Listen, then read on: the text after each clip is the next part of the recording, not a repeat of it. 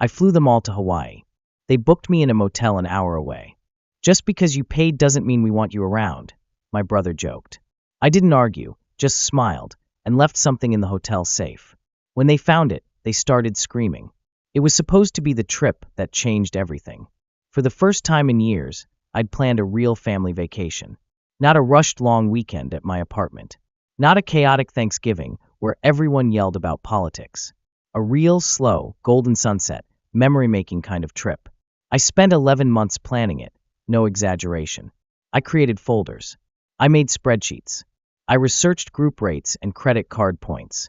I compared resorts, ranked beaches by accessibility and kid-friendliness, and cross-checked weather trends for the shoulder season. I even paid a travel agent a small consultation fee to make sure I wasn't getting scammed. Because I wanted this to be perfect. And not just for me. For them. For my mom, Jill, who hadn't had a real vacation in over a decade. For Rick, my stepdad, who worked overtime shifts at the auto shop and talked about Hawaii like it was some mythical place he'd never see. For Brandon, my younger brother, and his wife Haley, who always seemed stressed and exhausted, but still showed up for Christmas even when money was tight.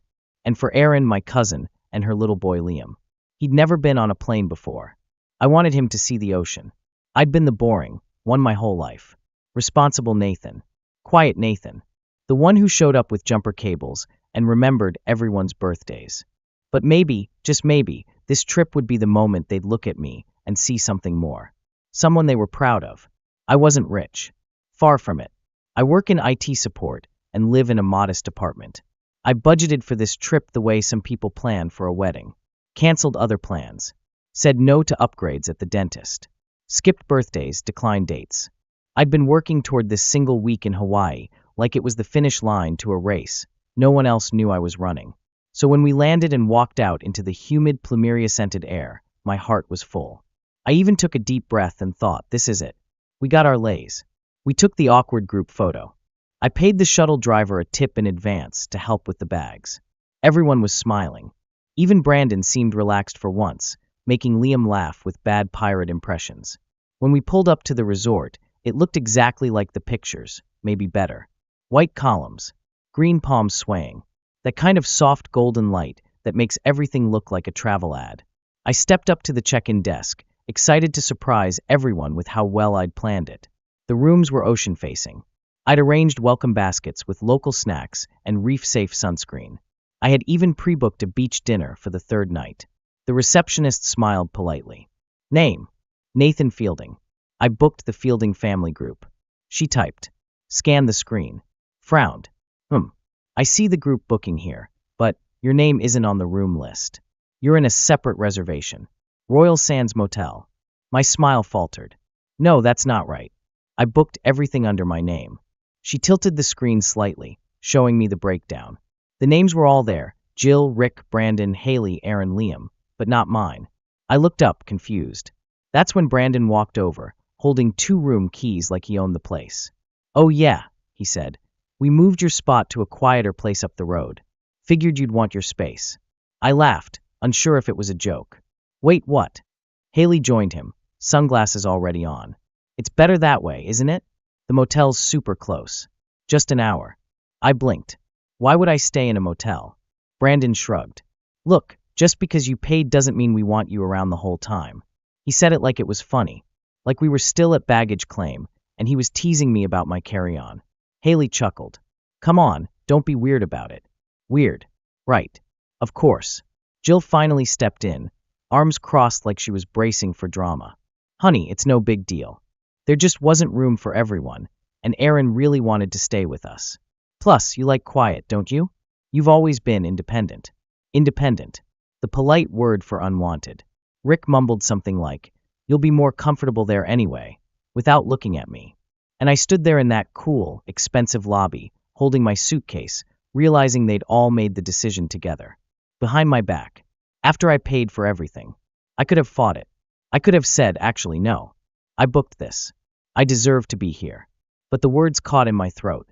My heart was pounding in my ears, and my face felt hot. Instead, I nodded. Sure, I said. Sounds peaceful. I took the new address from the front desk and rolled my suitcase out through the side door, past the valet and the bellhop, and the manicured hibiscus bushes. The Uber driver gave me a look when I told him where to go. That place. You sure?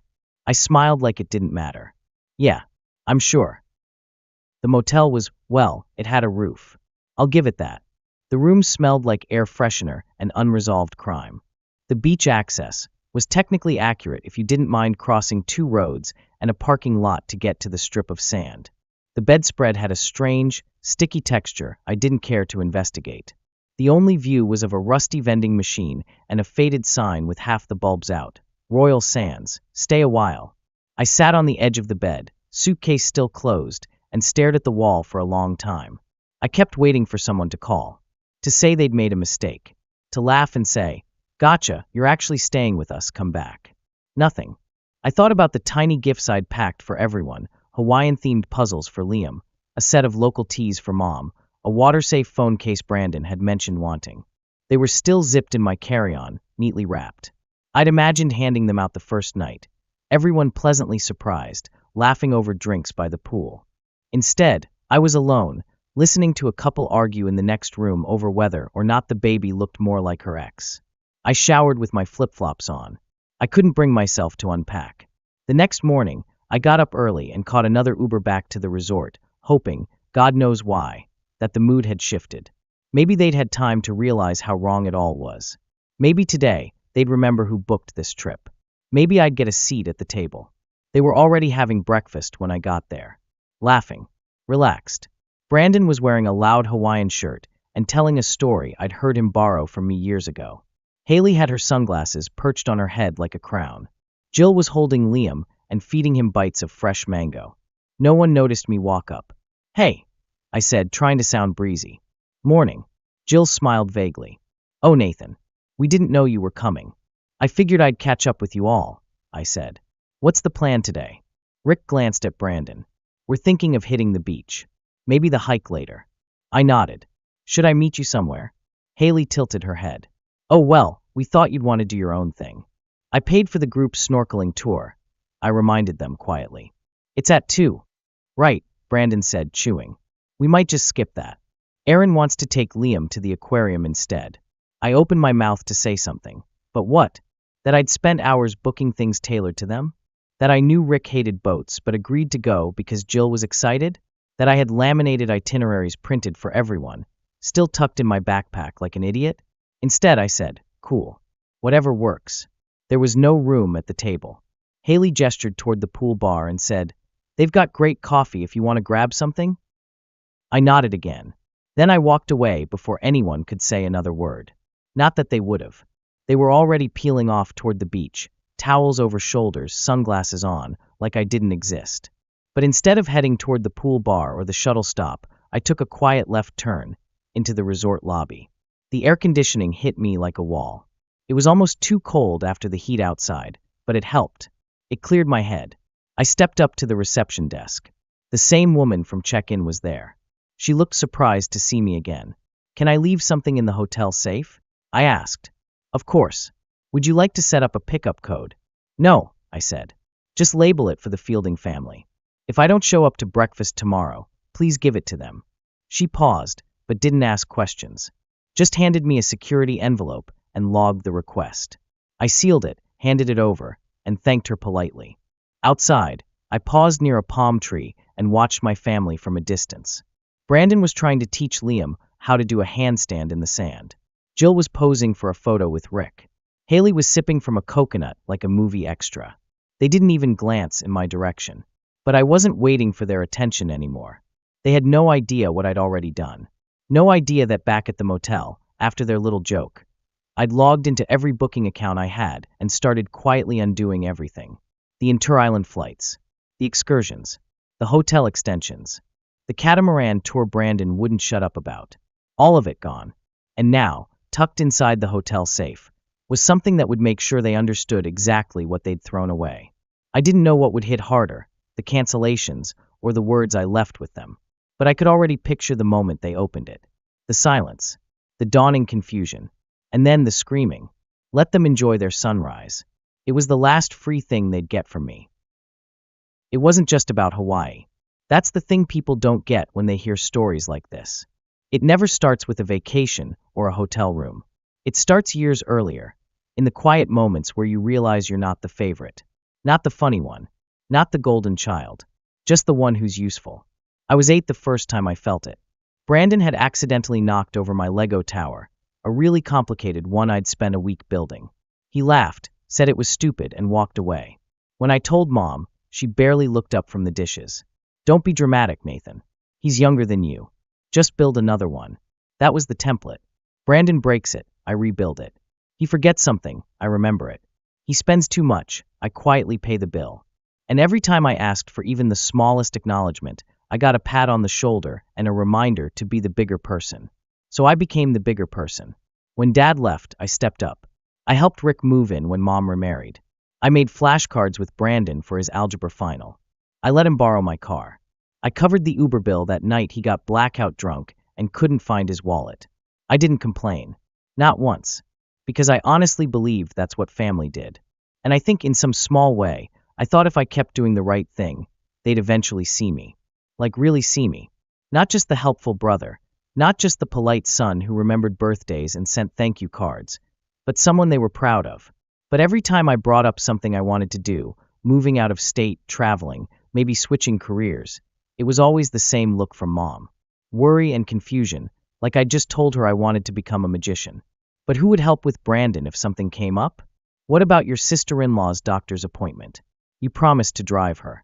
You're the stable one. You're not like Brandon. He's sensitive. Sensitive. That was the word they used to excuse everything. When he yelled at me for forgetting to pack his charger for a weekend trip. Sensitive. When he ghosted Haley for 2 weeks early in their relationship, and I had to lie to her face about why he wasn't texting back. Sensitive. When he crashed his car after leaving a bar and called me instead of the police. Sensitive. But me? I was solid. A rock. Our Nathan. He always handles things. The truth is, I didn't mind helping, not at first. I like being dependable. I like being the guy people trust. But it started to chip away at me when I realized it wasn't love holding that structure together. It was expectation, obligation, guilt. Like when I paid for Erin's moving truck after her ex left and she cried, saying I was the only one who'd been there for her. Then she didn't invite me to her son's birthday because there weren't enough chairs.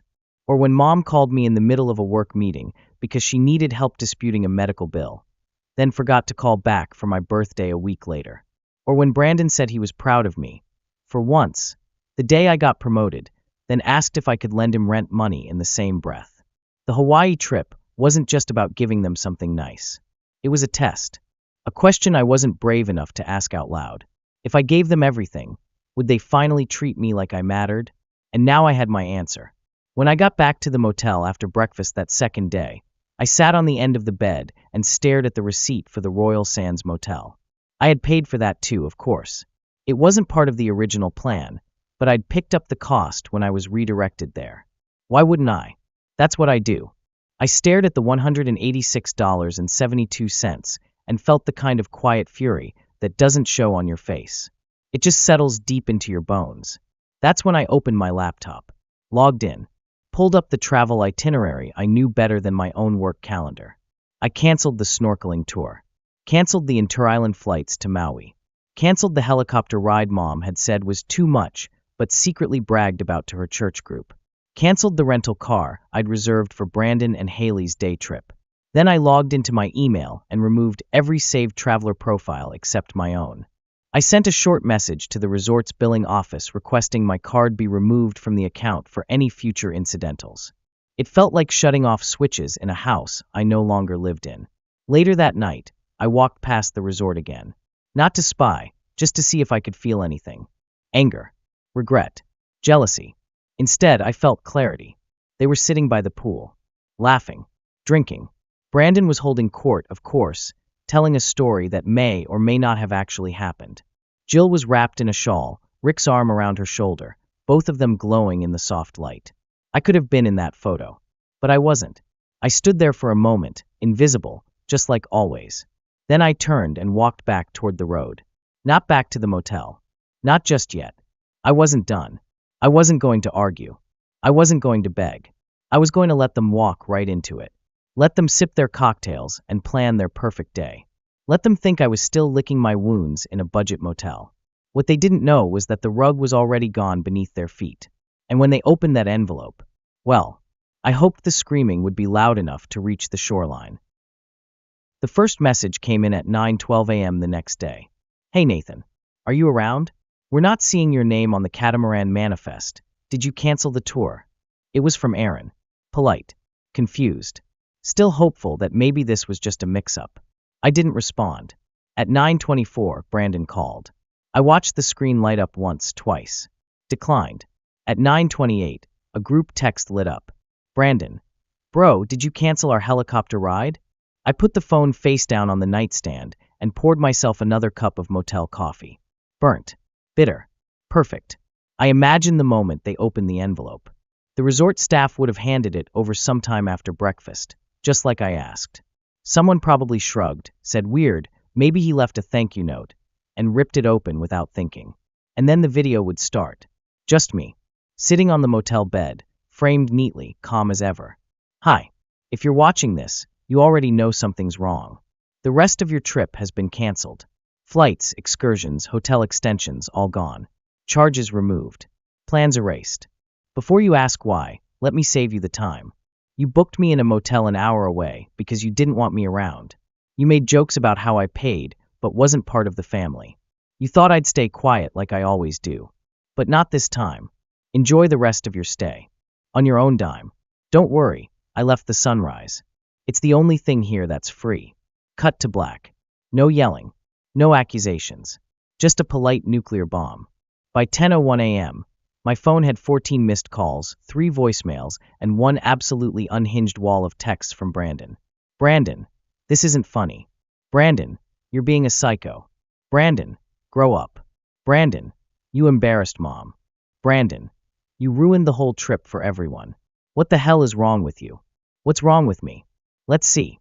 10 years of unpaid emotional labor, 5 years of financial handouts, and 1 Hawaii trip where I was dumped in a roadside motel like luggage they didn't want to bring inside. Yeah, I guess I snapped. By 10:34, Jill called. I didn't answer, but I played the voicemail later. Her voice was trembling. Nathan, sweetheart. I don't know what happened. I thought you were happy to have your own space. We didn't mean to make you feel left out. Can we please talk? You're scaring me. I almost laughed at that part. Scaring her? I'd been ghosted, gaslit, and guilt-tripped by these people my entire life. But now she was scared? Because I'd finally stopped smiling through it? Rick texted shortly after. Rick, come on, man. Let's be reasonable. You didn't have to go nuclear. That's rich, coming from the guy who stood next to his wife while she pretended I didn't exist at breakfast. Around noon, things escalated. The resort billing office emailed me to confirm that my card had been removed and the family had been notified. The rest of the charges would now be billed directly to their rooms, if they could provide valid payment, which, according to another message I got from Aaron, was a problem. Aaron, why would you do this? None of us brought extra cards because you said you covered everything. Liam is crying. We can't even go to the aquarium today. I didn't respond, but I did laugh. Then I checked the comments on Brandon's Instagram post from the night before, the one with him shirtless on the beach, captioned vacation mode, on. Someone had commented, bro didn't even pay for his own hotel. LMAO. Another. Imagine being so trash your brother cancels your trip midweek. Apparently, someone at the resort, maybe a staff member, maybe a guest, had shared the story online. A short TikTok. Title: When the family freeloader finally gets cut off. It was already blowing up. By evening, the texts had taken a sharp turn from outrage to desperation. Haley, we're locked out of the second room. They said the card was declined. Jill, Nathan, please. We didn't think it would hurt you like this. Rick, come back and talk to us. We can fix this. Brandon, you're dead to me. Brandon, seriously. No one wants you in this family anymore. Brandon, this is why you're alone. Ah, there it was. The last card in the deck. You're alone. As if I didn't already know. As if I hadn't felt that every time they laughed without me, planned without me, lived like I was a background character in their main story. But here's the thing Brandon never understood. I might be alone, but I wasn't lonely. Not anymore. Because loneliness is sitting across from your own mother while she thanks your brother for bringing everyone together, even though you booked the entire trip. Loneliness is realizing no one thought to save you a seat at breakfast. No one even noticed you weren't there. Solitude. Solitude is peace. I flew out that night. Window seat. No one beside me. I ordered a drink and watched the islands disappear below me, green and gold and beautiful in the dying light. They were still there somewhere, scrambling to figure out who would foot the bill. Still yelling, still pointing fingers, still wondering how things had gone so wrong. And the best part, they didn't even know it yet, but this wasn't just a vacation ruined. It was the end of the old arrangement. No more quiet support. No more monthly transfers. No more co-signing loans or covering for missed rent. No more picking up the pieces. I was done. And when they got home, when the reality hit them, credit cards maxed, flights rebooked, bills unpaid, stories spreading, I hoped it hit hard. Because for the first time in my life, I wasn't going to be there to catch them when they fell. The silence lasted 2 days. I thought maybe that was it. Maybe they were so stunned, so embarrassed, they'd just disappear. That would have been fine. Better than fine, actually. Clean. Simple. But no. Day 3, the spin machine kicked in. It started with a post on Brandon's Instagram story. Some people wait their whole lives to ruin one vacation. Hope it was worth it, bro. Then a cryptic Facebook update from Jill. Families aren't perfect, but we grow stronger through love, not cruelty. And then came the full PR tour. Haley wrote a long, carefully worded email to a handful of extended relatives. Yes, she CC'd people. She framed it like a tragic misunderstanding. Nathan felt excluded due to a booking issue and reacted by canceling our entire trip without warning.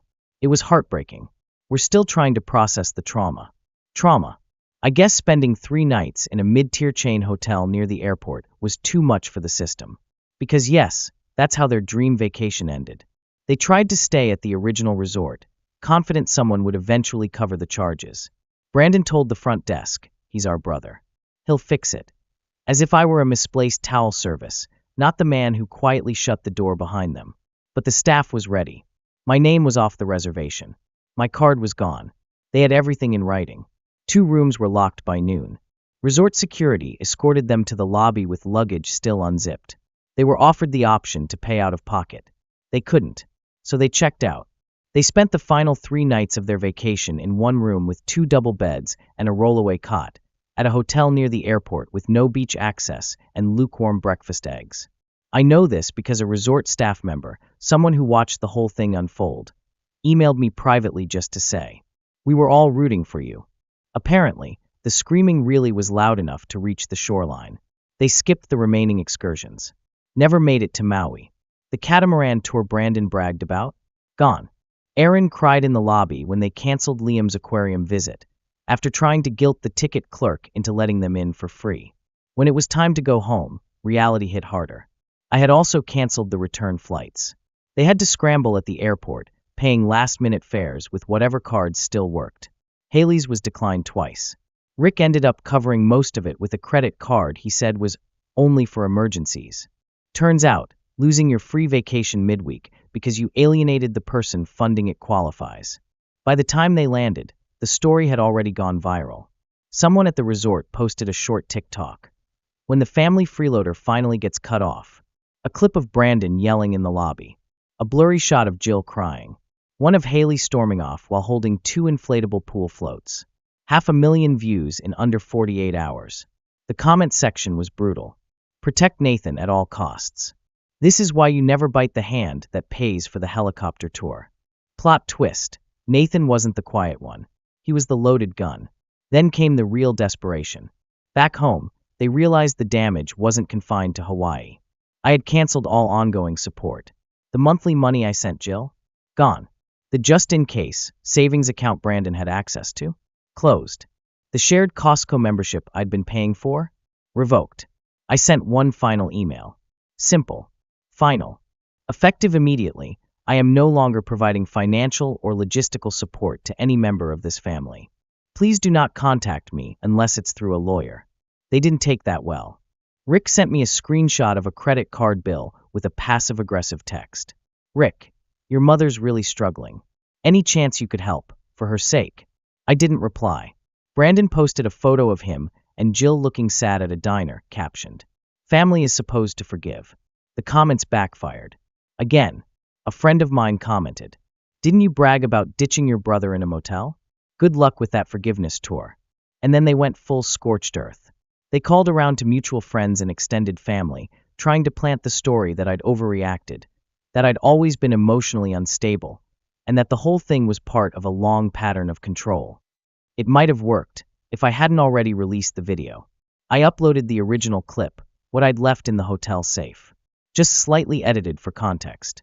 No commentary, just facts. A calm voice, a clear message. You didn't want me around. Now you're on your own. The internet took care of the rest. Some of their friends stopped calling. Jill lost her part-time bookkeeping gig. Someone who saw the video and didn't want drama tied to their small business.